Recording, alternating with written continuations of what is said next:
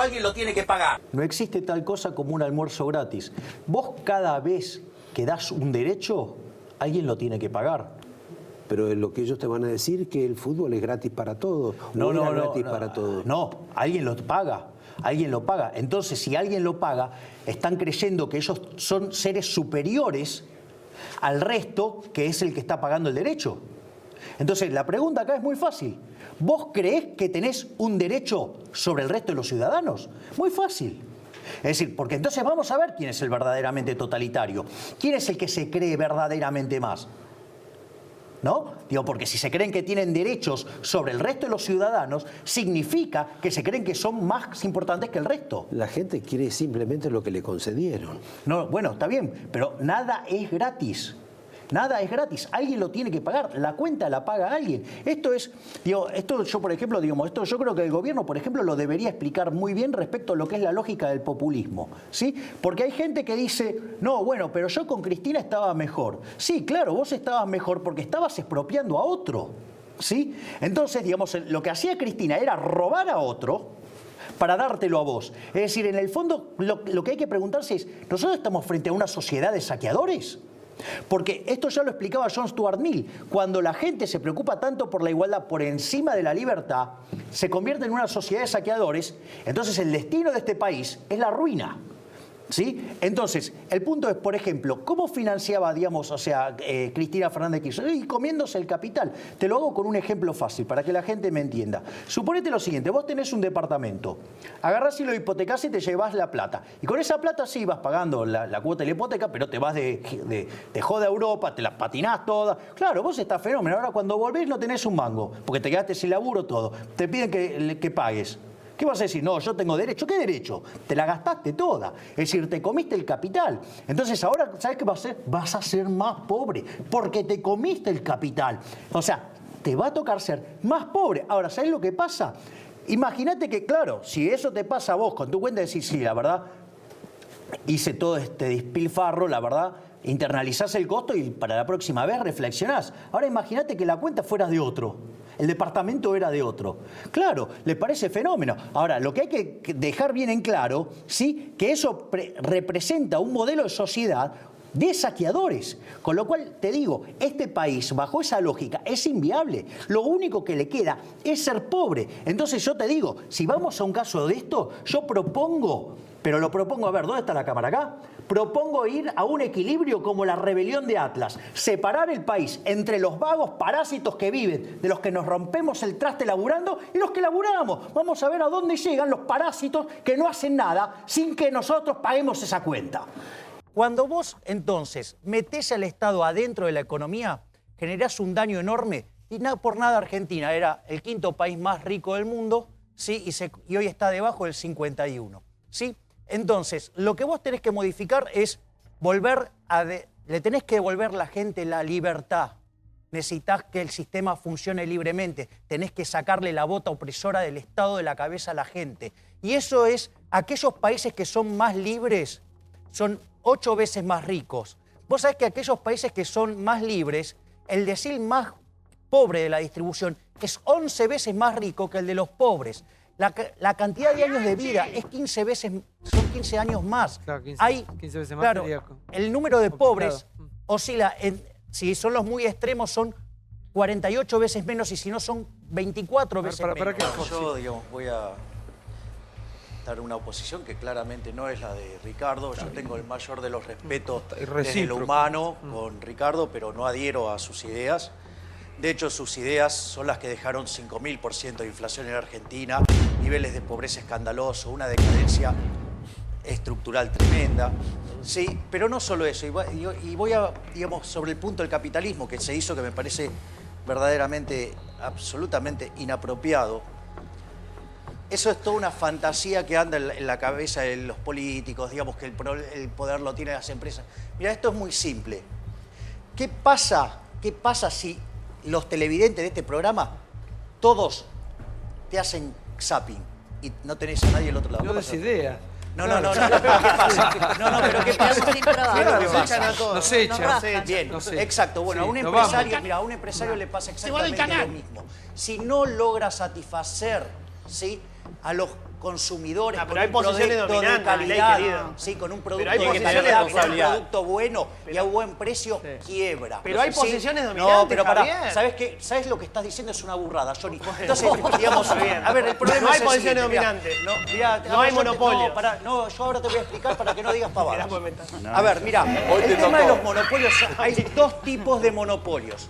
Tenés un monopolio que es un monopolio legal, que es cuando el gobierno le otorga la licencia a algo, y eso sí, ese es un monopolio malo, ¿sí? Pero es fruto de la intervención del Estado. Después está el monopolio que surge de una empresa que se quedó sola, que compitiendo contra todas, ¿sí? Ofreciendo un producto de mejor calidad y de mejor precio, las venció a todas, satisfaciendo a los consumidores. Esos no son malos, esos son héroes. De última, si les molesta que haya un monopolio de índole legal, que revisen la acción del Estado. Porque en el fondo, siempre la madre de todos los males es lo que ustedes defienden, y vos también, que es el cáncer llamado Estado. Para mí el origen de la corrupción es el Estado. Y voy a explicar por qué. Porque si vos, por ejemplo, sos un empresario y tenés corrupción en tu empresa, suponete que tú tenés compradores, ¿sí? Que compran insumos para que vos después transformes en productos. Y es un corrupto tu comprador, vos vas a estar pagando más caro por tus insumos. Y en un mercado competitivo, ¿sabés qué pasa? Ganás menos plata y quebrás. Es decir, los incentivos de los empresarios es a eliminar la corrupción, porque si no lo hacen, quiebran. ¿Cuándo, digamos, el incentivo del empresario es distinto? Cuando vos tenés un Estado muy grande, ¿sí? ¿Sabés qué descubre? Que es mucho más fácil hacer un negociado con una persona sola que servir a los consumidores. Y ahí se entonga con el Estado y ahí aparece la corrupción. Entonces vos crees La ahí. corrupción A ver, nace de la presencia del aparato represivo del Estado. ¿Sabes por qué? Porque un empresario, ¿sabes qué? Tiene que ganarse el favor del consumidor para tener ingresos. En cambio, el Estado se financia con una fuente compulsiva, que son los impuestos. Entonces no funciona igual la lógica. Si entran los limones va a ser buena la compran Coca-Cola. una gran limonada y vendamos la limonada, los millones de dólares que se llevan con la Coca-Cola van a quedar acá. Vamos a ser los mejores alumnos. Eso no es, el mundo es otra cosa. Alberto. Una pregunta, A ver, por una favor, pregunta, una pregunta, Sí, a ver. ¿no? Digamos, y la pérdida de bienestar de aquellos que quieren tomar Coca-Cola y el señor no lo va a dejar. O sea, digo, lo que no se dan cuenta, que cada vez que hacen una intervención de estas características, ¿sí? En realidad, el que más se hace daño es el que aplica la intervención. Es decir, cuando vos cerrás la economía, el que se perjudica, ¿sí? Es el que se cierra. Es decir, no por nada, los países más abiertos son 9 veces más ricos que los que están cerrados. Entonces, eso del defienda el trabajo argentino, eso, la verdad que es una fantochada que lo único que hace, ¿sí? Es hundirnos en un sistema, digamos, fascista, que cada vez nos lleva más atrás y nos empobrece más. Porque además, de vuelta, si alguien quiere tomar Coca-Cola y vos No le nombremos querés marcas, prohibir por la favor. Coca-Cola Sí, sí. para ponerle A ver. limón o lo que vos quieras, eso también es una pérdida de bienestar. Es decir, le está jodiendo la vida a ese tipo. Es decir, ¿quién es él para decidir qué puedo tomar o no puedo tomar? Pero aparte, para. A mí me encanta la Coca-Cola y yo tengo todo el derecho a tomar Coca-Cola. Claro, es esto de la cadena de valor, que es, digamos, es una discusión de brutos que se resolvió, digamos, en 1871 con un economista que se llamó Menger, ¿sí? Los precios, ¿sí? Los determina el consumidor, ¿sí? Que es el que paga o no un precio. Cuando el empresario recibe esa plata, después paga por los insumos. Ahora, ¿qué es lo que pasa? Cuando el empresario recibe la plata, el 50% son impuestos. Con lo cual, para ir pagando hacia atrás, el que viene atrás cobra 25, el que le sigue 12,5, el que sigue 6,25. Por eso vos ves la diferencia. ¿Sabés dónde está el cáncer? Se llama sector público. Tanta presión fiscal, hace que nuestros precios queden desconectados del resto del mundo. De hecho, si nuestros precios tienen 50% precios, ¿sí? Son impuestos. Y de hecho, dada nuestra carga fiscal, somos el país más caro en Latinoamérica, casi en un 40% como consecuencia de los impuestos. Entonces, si no entendemos eso, no entendemos nada. ¿Para qué Segovia se agarraba la cabeza? Bueno, digamos. Sí. Perdóneme. Tenemos que Sí. fomentar el consumo interno y tenemos que nuestra propia producción en el país. ¿Qué tenemos que comprar cosas de afuera? No, está hablando No, de a ver, cosas Mirá, ¿me argentinas. dejás A ver, dar un contraejemplo de eso? Para que entendamos con esta teoría de cerrar la economía y la economía nacional y popular y toda esa pavada. Mirá, vamos a ponerlo en estos términos. Si cerrarse está bueno, pará. Si cerrarse está bueno, cerremos la Argentina al resto de los países. Ahora, si es tan buena esa idea, cerremos en la provincia de Buenos Aires. Si es tan buena, cerremos en Capital. Si es tan buena, cerremos en Palermo. ¿Sabés qué? El día que seguís con esa idea, nos cerramos todos nosotros y vamos a tener que hacer nuestros propios zapatos, nuestros propios pantalones, nuestro propio traje, nuestra propia comida. ¿Sabés qué? Vamos a tener una vida miserable. Habríamos vuelto a la época de las cavernas. Es una estupidez. Es decir, lo que genera riqueza es la división del trabajo. Tendríamos trabajo todos, Javier. Venezuela. ¿Qué país está cerrado en sí mismo? Bueno, mira Venezuela. Mirá el caso de Venezuela. Es emblemático. Yo te hago una pregunta. A cualquiera de ustedes. Si ustedes tuvieran $1 millón, ¿le faltaría papel higiénico? ¿Le faltaría medicina? Vos sabés que abajo del suelo de Venezuela hay $1 millón por habitante y no tienen para, digamos, papel higiénico y te tenés que bancar que viene un presidente y te dice no, el problema es que comen mucho y hacen mucho popó. Pero déjame joder. O sea, a ver si entendemos. Es más, todos los países que son abiertos, ¿sí?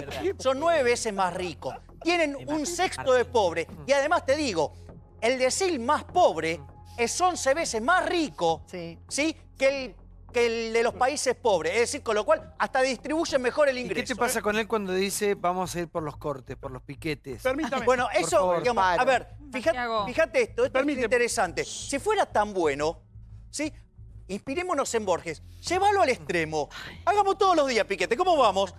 ¡Te derrumbás! Es un disparate. La solución la tenés que buscar por otro lado. La solución pasa por otro lado. Lo que pasa que el eje central de todas estas cosas, digo, cuando vos te encontrás con desempleo, ¿por qué te crees que hay que desempleo? El desempleo existe básicamente por dos cuestiones. Una, por las regulaciones laborales, ¿sí? Que ponen precios mínimos, un salario mínimo, con lo cual deja gente afuera del mercado, ¿sí? Y por otro lado, la carga fiscal sobre el trabajo, que hace que de la plata que recibe el trabajador, al empresario le cueste un 63% más caro. Esas dos cosas es la que deja gente en la calle. Ahora, ¿sabés lo que es más alocado? Que después de 70, 80 años que no aprendimos nada, o sea, queremos más de esas regulaciones, con lo cual nos vamos a hundir más. Es decir, ¿qué es lo interesante? Digo, a mí me puede caer muy simpático él, digo, hasta me cae simpático Samida, aunque no lo crea. Pero la verdad, que proponen cosas que atrasan 80 años, 90 años y que lo único que generan es pobreza. Pero obviamente, A ver, por favor, el Estado es el cáncer en todo. Es decir, donde vos tengas el Estado, es lo que te pudre todo. Era la misma discusión que el otro día de los manteros, por ejemplo. ¿Por qué vos tenés manteros? Porque aquellos que, digamos, tienen menores calificaciones quedan desplazados del mercado formal, ¿sí? ¿Por qué? Porque básicamente cuando le pones el salario mínimo, digamos, vos qué haces, el que tiene más calificaciones sí encuentra trabajo. Los más vulnerables no, y quedan afuera. Y después tenés el problema, ¿sí? Del costo laboral que te carga el gobierno. Y mirá qué locura, cuando vos tenés un mercado negro, siempre el precio del mercado negro es mucho más alto que el del mercado blanco. ¿Por qué? Porque tenés que enfrentar un montón de riesgos, porque estás en la clandestinidad. Sí, por eso sale más caro. Mirá qué nivel de locura en el que vivimos Argentina, que en el mercado negro, el precio del mercado negro es más barato que el precio del mercado blanco por la carga fiscal. Es decir, si no nos damos cuenta, cuando vos generás un beneficio, ¿sí? Extraordinario y estás ganando mucha plata, ¿qué es lo que ocurre? Lo que ocurre es que entran nuevas empresas o entran nuevos competidores. ¿Para qué? Para aprovechar ese negocio. Si para determinada ganancia tan extraordinaria la gente no entra, debe de ser porque hay un problema de riesgo, porque quizás sí, el retorno es muy alto acá. ¿Sabes por qué? Porque vivís en un país que es un defolteador serial, porque vivís en un país donde el gobierno es un expropiador, que tenés un problema, ¿sí? Donde después también aparecen señores como el que le gusta controlar los precios. Entonces, cuando vos tenés todo eso, a mí me gusta controlar los precios. A mí no me gusta que me cobren el 600%. Seguro que quiero controlar los precios. Mira, es un problema de cómo mira cada uno en la sociedad. O sea, para mí la discusión, por ejemplo, no es, por ejemplo, entre peronistas y antiperonistas y todo ese tipo de discusiones. Para mí la discusión es entre colectivistas y libertarios. Entonces, en esa definición, cuanto más proclives son al colectivismo, claramente, digamos, a mí me produce mucho más rechazo. O sea, desde mi punto de vista, este gobierno es el socialismo amarillo. No, yo no creo que sean corruptos, pero sí son colectivistas. Sí les gusta el gasto público. Sí, digamos, o sea, les gusta la intervención del Estado.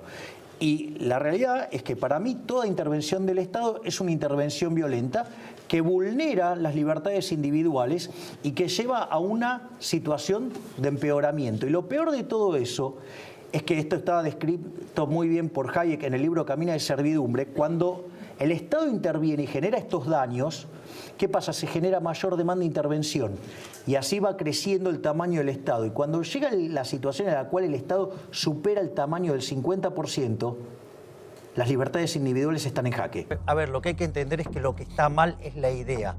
La idea va a funcionar mal hasta con la Madre Teresa de Calcuta. O sea, el socialismo solamente puede funcionar si el que está en la poltrona es Dios. Y no es Dios porque ni es ni omnisciente, ni omnipotente, ni omnipresente. Entonces, ¿por qué falla el socialismo? Lo que hay que entender es por qué el socialismo siempre falla y por qué después deriva en acciones violentas. Básicamente, el sistema socialista falla por 4 elementos. En primer lugar, porque es imposible que exista la información que vos puedas sacarla de todos los agentes de la economía y la pueda procesar una sola persona. Es imposible. ¡Es imposible!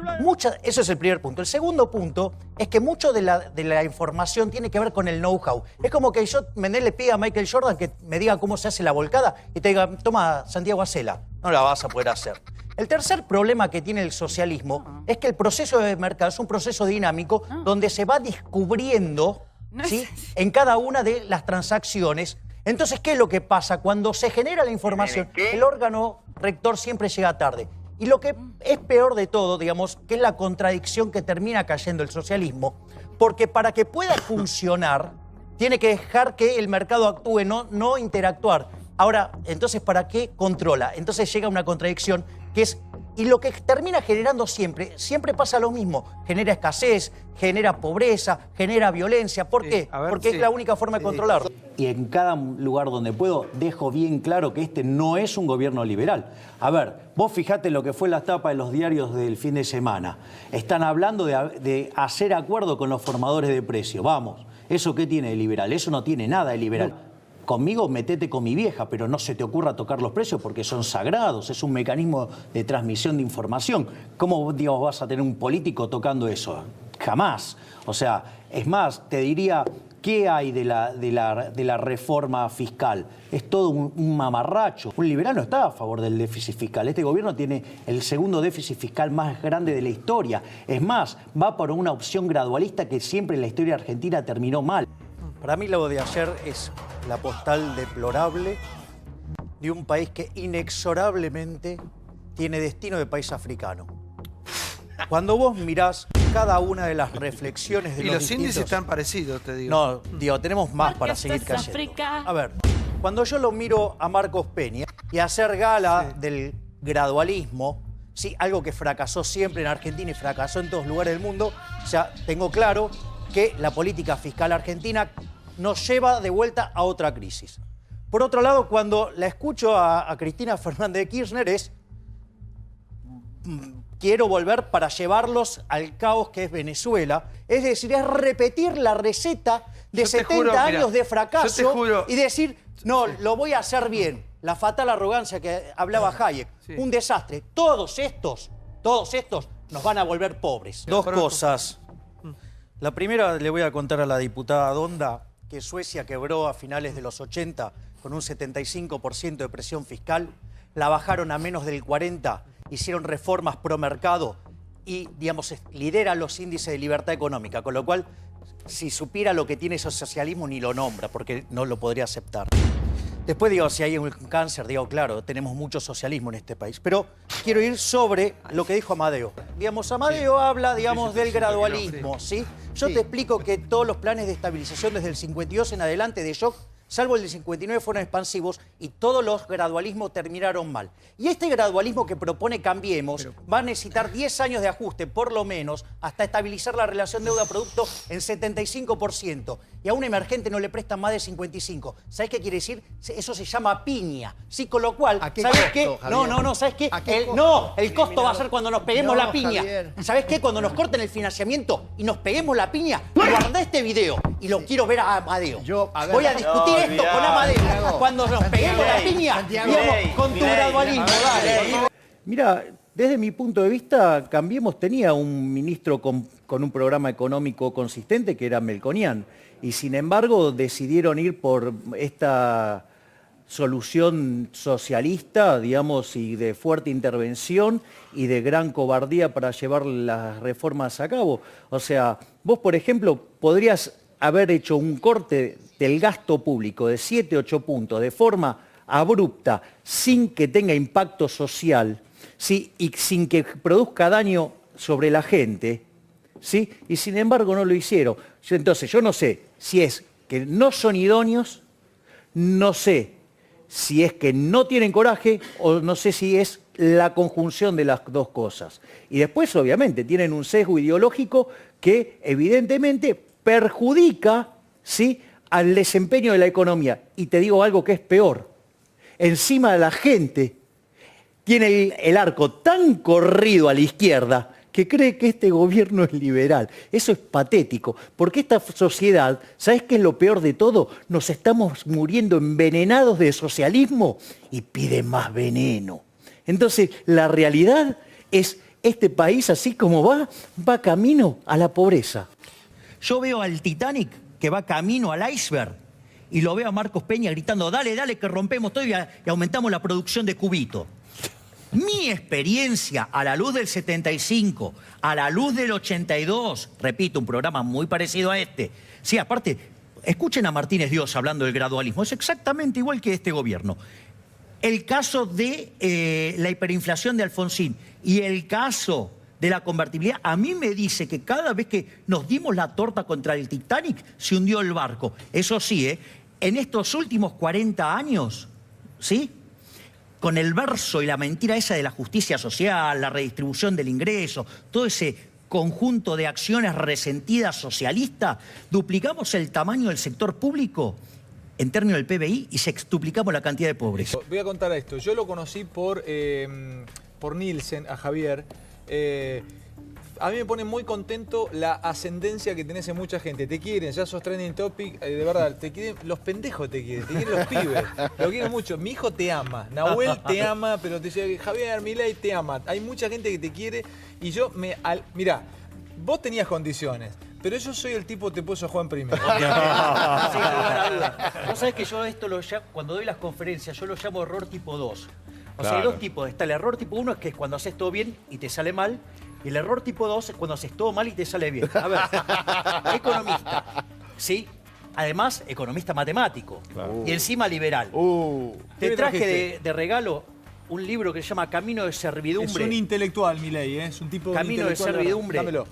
Que es de von Hayek, ¿sí? Y entender la lógica de ese libro explica que el kirchnerismo nos llevaba no solo a Venezuela, nos llevaba a Cuba, de lo que nos salvamos, por Dios. Acá está todo subrayado, a mí me gusta, porque tus libros subrayados valen más. Vos sabés que ese, digamos, conseguí después un PDF y lo dejé de maltratar. Te agradezco, Javi, muchísimo. No.